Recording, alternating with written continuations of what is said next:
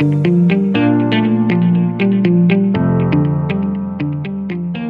name is Jane Teasdale, one of the co-owners of Mosaic Home Care Services and Community Resource Centers. I would like to introduce our two guests who have joined us today from the Bitove Method in Toronto, an online social platform. We welcome Kristen Bartlett, who's the Artistic Program Manager, and her colleague Katya Engel, visual artist for the program.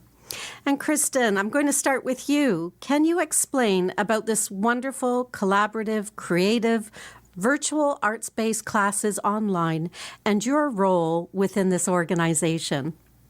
Sure. Thanks for having me, Jane. So the Bitove Method is a wonderful group of creative individuals who are interested in meaningful relationships with people living with dementia. So we have transitioned to an online space, as you had mentioned, and it is a really wonderful opportunity for people to find purposeful, meaningful, creative opportunities to collaborate with wonderfully talented artists online. So you asked what my role is at the Bitove Academy, and my title, very fancy, is the Artistic Project Manager, which is funny because off the top we were a startup, and I had the opportunity to come up with my title, which is a funny thing to kind of jump into. You're trying to figure out who you are in the midst of this really wonderful organization, and then how to be able to encapsulate that in a name. So I've chosen Artistic Project Manager. That's right. I think it fits well, most certainly for the program that you're offering. Yeah. So what I essentially am up to is, as an artistic project manager, I'm looking to create a flow in our team. And I'm sort of the go-to, or the sort of rock, I guess, within our organization. I allow for a lot of opportunities to be able to find answers to some of the questions that people have, especially when we transition to online. It's different when you're in a physical space together. You can kind of flow and you can offer lots of opportunities for sharing. But when we get into our physical spaces and we are no longer able to be together, but we're in a virtual space, I have the opportunity to create structure and organization within the Bitove Method. But essentially, our organization really thrives on the act of building important and meaningful relationships. So I'm the touch point for the artists. I'm the touch point for the members themselves, as well as the care partners, as well as looking to develop meaningful and relationships with partnerships like Mosaic, and finding opportunities to strengthen our community and to give a voice to people living with memory loss. So in a nutshell, I guess that's what I've been up to. Yeah. No, it's a terrific, program. And, as you said, Mosaic had been part of one of the other programs that you had online, and we featured the Threads of Our Past vignettes by Theatre in the Web. So it was just lovely to see the interaction of the individuals online with the actors, who were ranging in age, I guess, from 20 to 30-year-olds of the actors. So it was kind of nice, that intergenerational component. Mm-hmm. And Kristen, who was the brainchild and creator of this program? And when did it start to go online? Right. So you're asking the brainchild of the Bitove Method. Yes. Well, I think that it's sort of a continuation, it is a continuation of our physical space. The closing of our space due to the pandemic was a pretty abrupt closure, and there was a real need and desire to reconnect with our communities. So the Bitove family had approached us to be able to look at reimagining how we can reopen our space in a virtual setting. And then most of the artists had been in contact with us and had been in contact with each other, sort of talking about how we could reconnect with our community. So there was a real need and a desire to reconnect with our friends and with our community. And so we had a series of meetings to figure out how we could do that. And I think that previous to the pandemic, most people assumed that older adults wouldn't necessarily jive with an online space. So we were trying to figure out what would be the best approach. In collaboration with other like-minded individuals and people who had been part of our community, like I said, Mosaic and other local organizations, we built this network to be able to support and be able to shift into an online space. So I think it was a collaborative effort, definitely, yes, from the artists, from the administrators, from the Bitove family, to be able to bring our community back online. We really did feel a real push to be able to figure out how we can reconnect, because the foundation of our philosophy and the way that we are is all relational. We really did feel like our friends had been left high and dry, and we really wanted to figure out how we can bring those relationships back to life. Yeah, I think it was a great idea because, all those people that came, for the in-person, when COVID broke out, there was a void and they were missing that connection, of people. So you certainly brought that. And I think this program is really different and unique from some of the other programs online or day programs, is that you're providing that arts-based, which is pretty amazing and wonderful group of people that you have, from musicians to theater to, musicians and all sorts of different people, artists that you're bringing on as well. So, Katya, I think I need to ask you what your role is now. You've been sitting there quietly, and I've been enjoying listening. I know. So, what is your role within the Bitove Method? So, I'm a visual artist and sometimes collaborator in the space, at the virtual space. I keep calling it a space, even though it's online. So those mean two different things. So I'll start with the collaborator role. Basically, I will kind of be the supporting artist on a virtual class. And we often refer to that as our first follower. So just somebody to be there to help run the behind the scenes and support whoever's running the program. And then as a visual artist with the group, I am running virtual programming with the arts. And it's been a really interesting transition to go online. So I'm still finding my groove, admittedly. And usually I focus on art history, teaching and learning, talking about a certain topic. For example, last week I did a class on the history and the symbolism of flowers and florography. Oh, wonderful.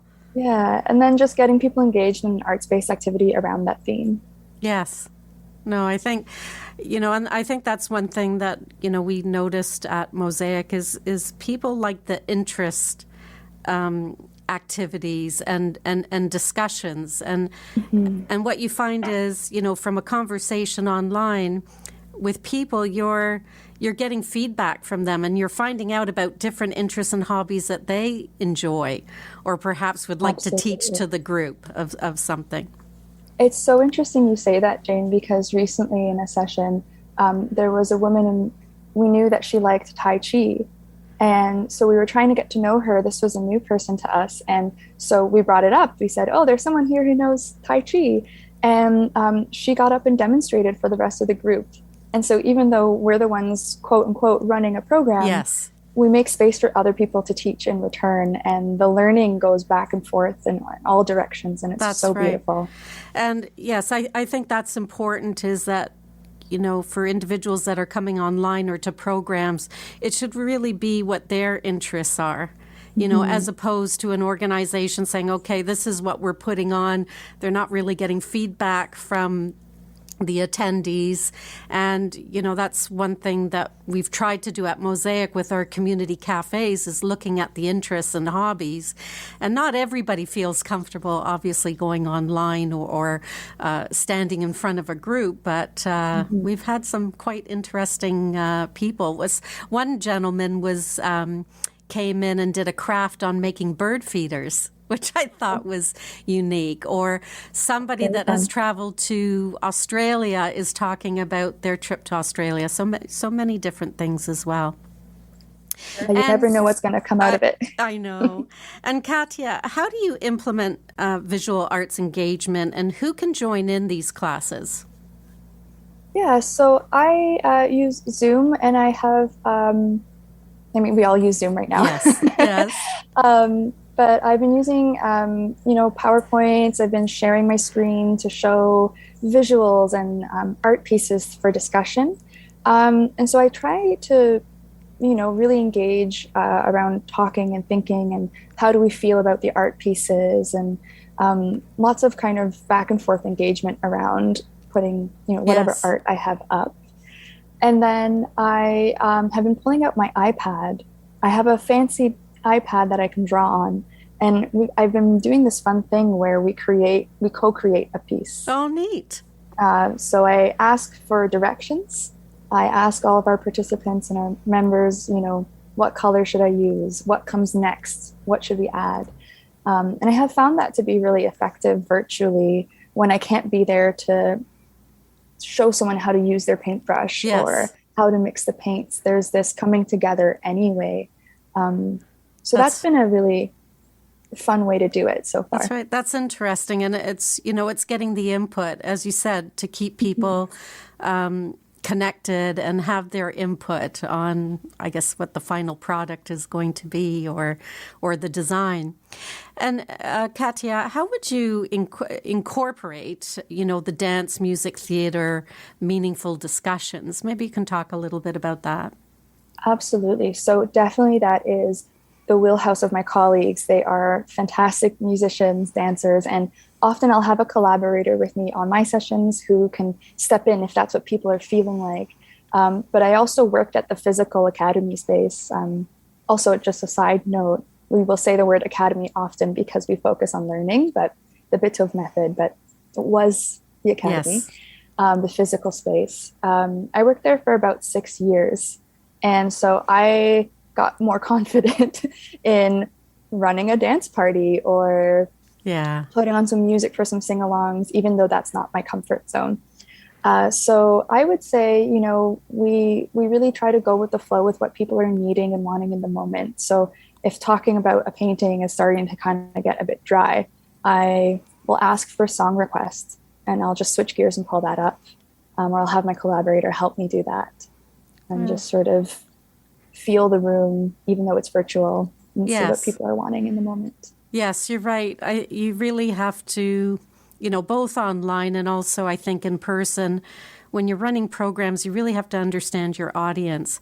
And maybe something that you thought would work maybe doesn't. And I think you have to think on your feet. Okay, how can I make this better? Or how should I change it up a bit? So sometimes you do have to, I guess, regroup and think about a different way of doing things. So, Kristen, back to you, Kristen. The program, the Bitove Method, how does this program differ from many of the other day programs that individuals attend online? And what are the benefits of this type of program? Sure. What I have noticed that's significantly different is, again, we are touching on the relational caring piece. So what Katya was sort of talking about when she was saying, if the room feels that there's a need to change or to flow, there's a real desire to name it and to be able to ask the group what happens next and to live in the moment. there's a certain amount of curiosity and vulnerability with all of the artists who are trained in our relational care philosophy.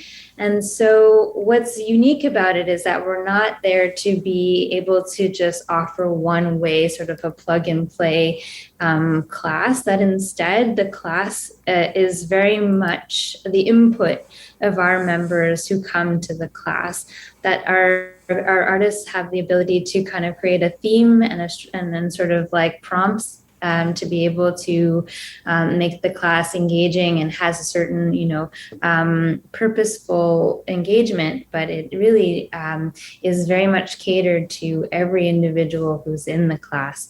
And I think that that's very unique, and it's very, it requires a certain amount of trust for the artist to have lived that philosophy and be able to offer it, because it does, unlike a presentation or something that's a bit more demonstrative about a beginning, middle, and end, you don't know what's going to happen next, but that you trust that you have what Katya calls your collaborator there to be able to assist with those engagements. And it does offer a really beautiful opportunity for our members to feel like they're part of the process and that their lives are very important to us, and vice versa.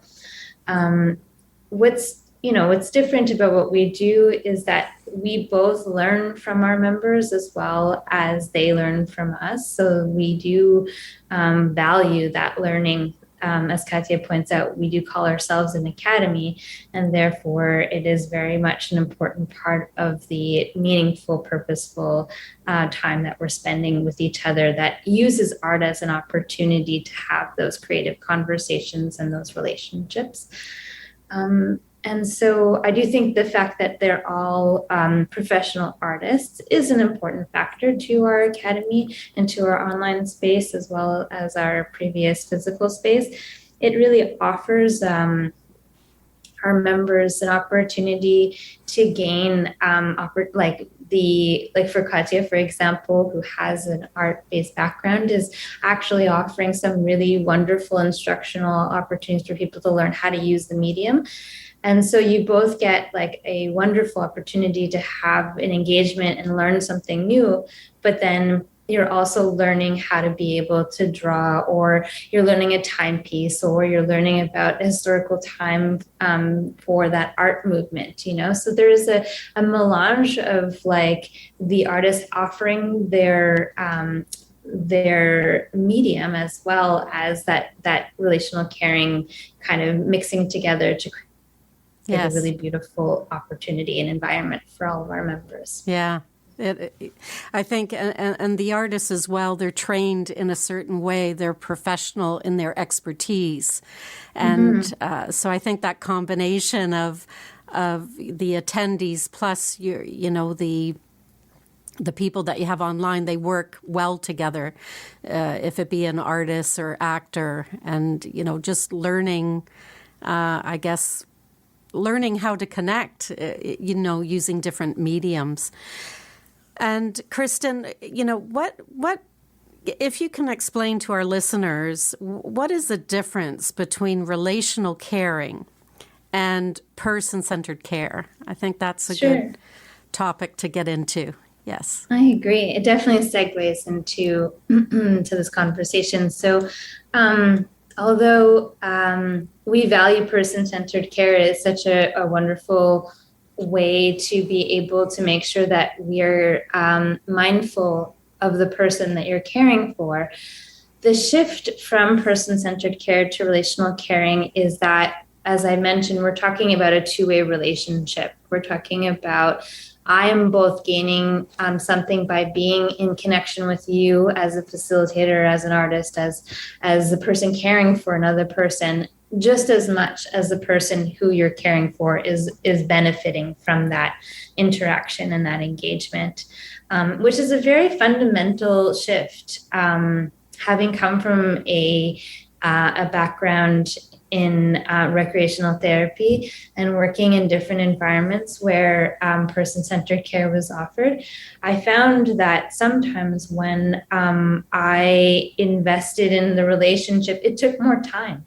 it required me to be in the moment with somebody, and for me to be able to share parts of my life and to celebrate the things that are going on, both for me as well as for the person that you care for, which can be challenging in certain environments, because especially the timepiece, as we've seen throughout the pandemic, one of the major criticisms of a lot of our homes and long-term care facilities is that there is this kind of rotational clock, that people have things that they need to do. And relational caring really strips all of that away and talks and allows for people to just be present with people.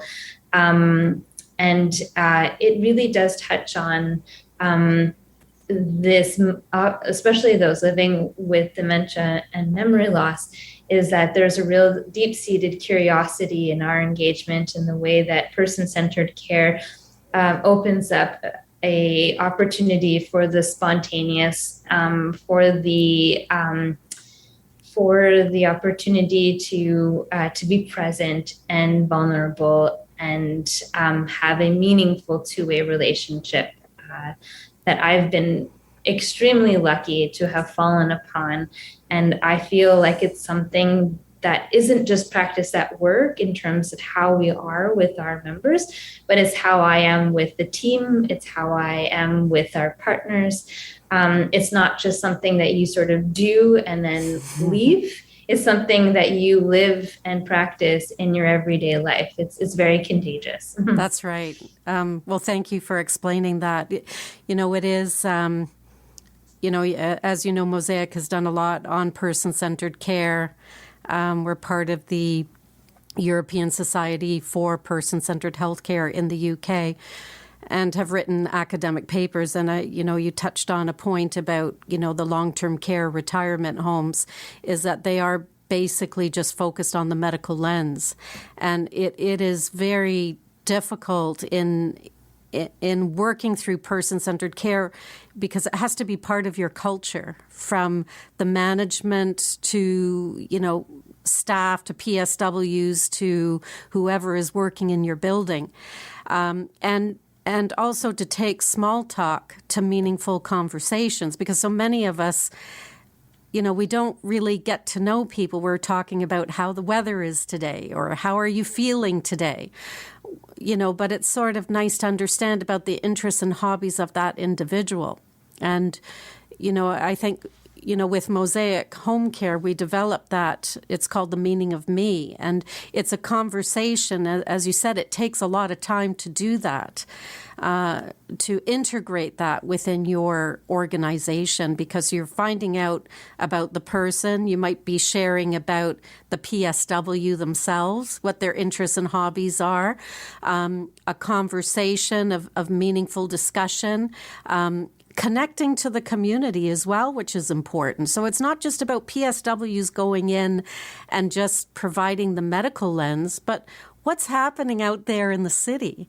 What about through the parks, or interests, or art, or music, or going to the art gallery? So, I think definitely that relational care and that person-centered is really key, I think, in moving forward, in changing the landscape of how we're providing that care for individuals within the community. So, Jane, may I just add, yes. I love what you said about extending it beyond, we would use the word like care partners or circle of care, Yes. But out into the community as well, and recognizing that we are pretty much constantly in relationship with one another, with the institutions we're in, with cultures we're in, with communities we're in. So relational caring really does also extend beyond just that two-way relationship as well. And I think that's a really important and beautiful piece of it that I would say is what builds off of person-centered care, and starts bringing everybody and everything back into like a fuller picture. Yes.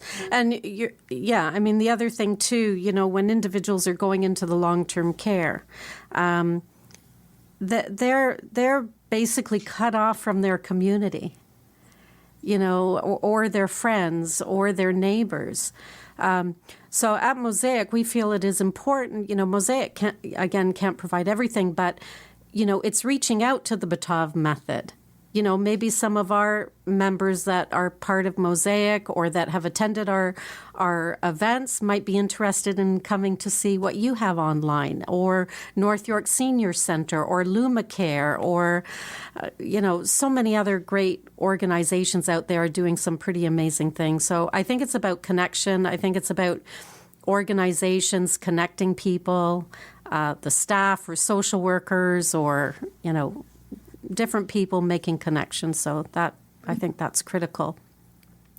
And Kristen, back to you. How do you work with family care partners? How does that work? Sure, yeah. So the care partners are obviously a very important part of our community.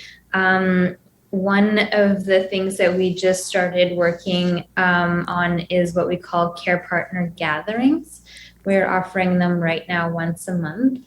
It's such a wonderful thing. It's an opportunity for the care partners to get together and to share their lived wisdom and their experiences.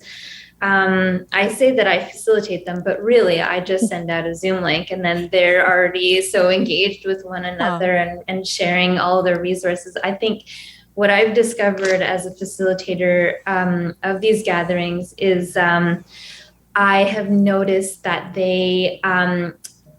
they're an opportunity, yes, for them to connect and to share their stories, but so many resources are being shared through there. Oftentimes you'll find, hey, did you know that, Circle of Care is a great place to get, Yes. transportation, or, those who are in the earlier stages of being a care partner for someone living with dementia and memory loss, they might, let them know that Lynn is the first point of contact, for them.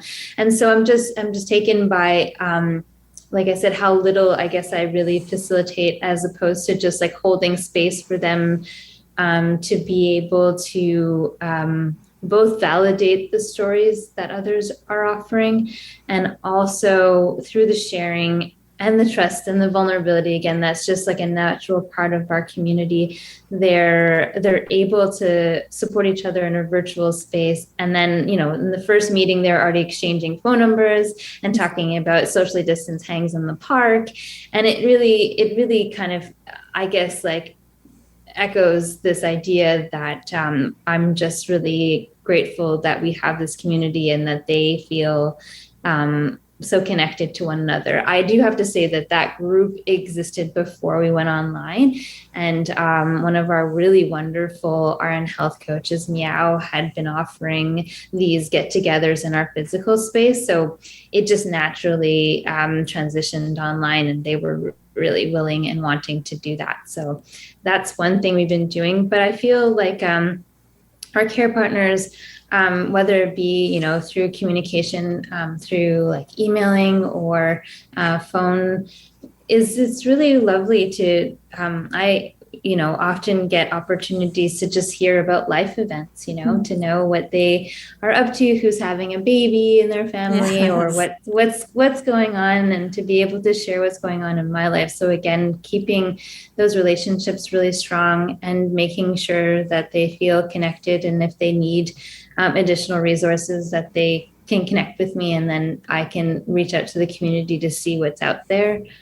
And then they keep, us abreast as to how the classes are affecting and changing and having the benefits of our classes. They'll talk to us about, during the pandemic, for example, a lot of our members, our care partners, were saying that they were extremely lethargic, that a lot of them, unfortunately, were cooped up in their houses, and we're having a very difficult time finding purposeful activities to do, and we're sleeping a lot. And now that they've shifted with us online, they're noticing that they're singing and dancing and making jokes, or they're more likely to talk about what's going on in the classes to their grandkids, and so they have something to share, yes, and talk about. An interest, from that connection, or the guests that you have, the presenters or musicians. Yes. For sure. Yeah. It sort of sparked this newfound purpose, I guess. It really comes down to having, a real purposeful afternoon. that that someone might feel sleepy afterwards because they've been really engaged, but they've deserved that nap. Yes, yes. Can you? Yeah. I noticed when we were online for one of your programs, you had some PSWs, personal support workers, for those listeners who don't know what a PSW is. So how do you find that they're engaging online with the client? How does that work, do you think? Sure. A lot of the caregivers, if needed, are usually beside or close by our members, and they help to be able to engage. So sometimes it might be that that our members are having a difficult time hearing the question that might have been asked. So they're really good at being able to stay connected and really be engaged in the program to be able to support that person. The caregivers are also just like a nice, if someone's having a difficult time, they're their support and they're the person that they trust. And so we've noticed that that relationship is sometimes deepened by having also for them to come and do something meaningful with them. Yes. Like I think sometimes caregivers are tasked with some pretty difficult jobs. And so this is a moment to take an hour and a half to do something fun and creative with the person that they care for. And sometimes they're even, if they want to, they're more than welcome to come in the screen with them. And then we are more than happy to ask them about their lives as well. So they're also learning maybe something new about each other that they didn't maybe know or care or know to ask previously. So there's something kind of nice and magical about those various opportunities, as well as care partners and caregivers can also have respite. Like they could if that person is independent enough and they're able to manage being online, then they have an hour and a half to go take a bubble bath or read a book or that's right. But yes, you had a good point there, I think, is connecting with the personal support workers or the family caregivers, whoever's looking after the individual. And it's also, I think, fun for them in getting involved. And they're learning about interests. They're learning about different things to maybe carry on that conversation with the client as well. So I do know, definitely with the person-centered care and connections to the community and resources and providing, different material for the personal support workers, it makes their job interesting and learning, the personal care is important. The medical lens is important, but actually knowing about the person and person-centered care is just as important as that. And so I think that's things that we need to look at going into the future with retirement homes, long-term care, and definitely home care organizations as well. Mm-hmm, mm-hmm. Yeah. We've been calling those meaningful visits, which is that what you're talking about, Jane, where especially the folks living in retirement and long-term care, we've been looking at opportunities for both the care partners, family members, as well as the caregivers, the PSWs, when they're involved in the classes with the person they care for. It's such a meaningful opportunity to have a meaningful visit. And I've been trying to kind of use that terminology to ahead of time so that they recognize that this could be a really meaningful time to learn something new. And it's really important to frame that before the class starts, because it does sort of give context to what they could be up to and what they could get from being part of the class. That's right. So one other question before I get to Katya again. What is the costing of this program and how does that work, Kristen? Sure. Yeah. So our classes, we have four a week. And you can pick and choose the classes that you have an interest in. Each class is $30, but we do have a 4-class pass, which is $100, which means that each class actually comes to $25 if you're buying them in bulk. And we do try to be as thoughtful as possible in terms of recognizing accessibility for folks. So if there are any reasons why that would be unaffordable, I definitely feel that emailing me directly, which is at info@the Bitove Method, is a opportunity for folks who might find that difficult. But yeah, so we've been running our classes, like I said, 4 days a week for the month, Monday to Friday.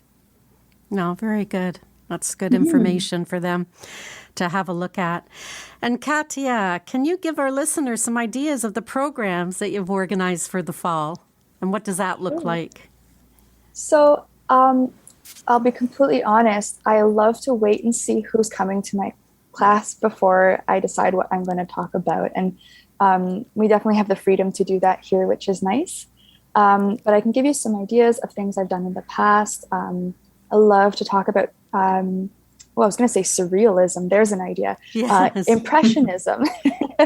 Impressionism and exploring that is really fun because there's a really rich history. It's artwork that people love to look at and find quite beautiful and emotional sometimes. And it's a fairly fun one to then create some art with because you don't have to get too realistic. You can have fun with the brush strokes. So I love to explore art history, kind of periods or ideas. And then beyond that, we have such an incredible host of other artists as well who do beautiful piano playing, beautiful music history and diving into the types of music we like, or music in nature. We have a lot of movement and drama artists who we all learn so much from around improvisation and going with the flow, who will pick topics like today we did collections with Kathleen. Yes. And sorry? Can you talk a little bit about that, how you did that program today? Absolutely. So I can't take credit for the idea. That was my colleague Kathleen's idea. She invited all of our participants ahead of time to bring their collections to the class and to show their objects on screen. And so we had people talk about their coin collections, collections of paintings that they inherited from their parents and their families. We had sculptures from around the world that people collected. We had jars of sand. And then I brought my tea tins, vintage tea tins that my grandmother had given me. And it was a really fun class to explore why do people collect things and what's the visual appeal, what's the memory appeal. And it was a really beautiful session. It sort of draws, provides that venue, I guess, for people to talk about it and feel comfortable in that discussion. Yeah, it sounds really fun, for sure. And how do you see, I guess, this wonderful online program evolving over time? Like what? I guess for the future. Yeah, we've grown so much already online, and I really have to commend our team for rallying and bringing things together in a hard time. The closure of this physical space was really hard for all of us, I think. And I think we all have really big dreams of seeing it go physical again. Yes. And opening up a physical space. I know that there are some plans and schemes behind the scenes that Kristen is working really hard on to see what we can do about that. But there is also a beauty to the virtual experience, which is that people can join us from anywhere. Yes, that's the other, right? People that maybe couldn't get out of their home with disabilities or illness or whatever, as long as they have that, iPad or computer to get on. But it is nice having the virtual space as well, like in-person space as well. Yeah, right? Yeah. I think there's a lot of opportunity to have both. and to really maximize the potential of both. Yes. And I also think that we're working hard on bringing what we do into homes, into retirement homes, long-term care homes. And I mean, personally, I would love to see our philosophy spread everywhere, with or without our programming. Yes. Our philosophy of relational caring is so beautiful, and it really honors people's selves at a time where maybe that's not always super recognized in more clinical settings. So Yeah. those would be my personal dreams for the space Yes. and for what we do, as well as some of our plans that are in the works. Yeah. I know there's, Mosaic has actually, we were in the CNIB building and we moved into a church, Armor Heights Church. And there, a lot of the churches or spiritual places or synagogues, they have a lot of room as well. So, I think organizations need to look at within their communities instead of being in offices or whatever, is using the spaces that we have, and that collaboration with businesses or church groups or synagogues or whatever. But I think there's lots of growth for wonderful programs within communities to start, for sure. And lastly, now we're coming to the end of our program. Any final thoughts from yourselves about the programs for our listeners? Anything that you'd like to provide to them? Maybe we'll start with you, Kristen. Okay. Final words. Well, I think what I would love to offer, to share through this podcast is we're really eager and excited to grow our community, and I would challenge anyone listening to this podcast to take a minute to check us out and to connect with us, because I think that we're really searching to widen our community and to offer and meet new individuals interested in the work that we're doing. And it's like a little fairy dust on your day. Yes, that's good. And Katya, last words from you, I think. Yeah, I think just thank you so much for having us, first of all. It's always such a joy to talk about what we do. I would say that the team that we have and the community that we already have built is such a welcoming and warm space, even just for myself. Like, there's nowhere where I feel more accepted than with our team and with our members and family care partners, etc. And I think that's really telling that it's for everybody. Yes. And inclusive. That we welcome everybody. Yeah. No, that's terrific. Beautiful words from both of you. Now, how do people connect to find out about you? That's a good and the question. Bitove Method? Our website is actually really wonderful. I'm really proud of what we've been able to accomplish online. So you can connect to our website, where we have a ton of information at www.thebitovemethod.com. So that's TheBitovemethod, thebitovemethod.com. Is one really wonderful place. You can subscribe to our newsletter, or you can get up-to-date information, as well as we have a weekly wrap-up it's a really wonderful blog. And there, every week, our artists sort of curate the artwork that they make in the classes, as well as all of the wonderful things that people say.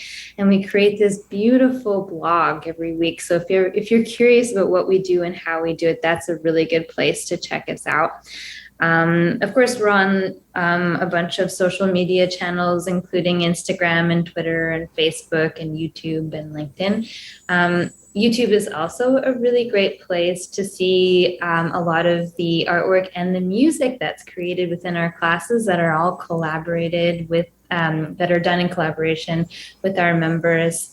And And so there's so much there that if one was interested to know, they could get an idea as to how we do it through those channels. Yeah. Ah, that's terrific. Well, Kristen and Katya, it was a real pleasure getting to understand more about this important online resource and program.